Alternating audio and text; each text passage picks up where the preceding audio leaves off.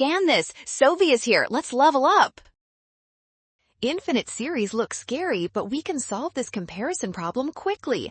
Let's analyze these two sequences and find the correct relationship now. First, let's look at the series for b sub n. This is a classic geometric series with a common ratio of 1/3. We need to check if it converges. Since the absolute value of our ratio is less than 1, the series b sub n must converge. This is a crucial piece of information for our final comparison step.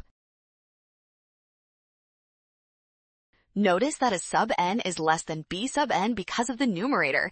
If b converges, then a must also converge.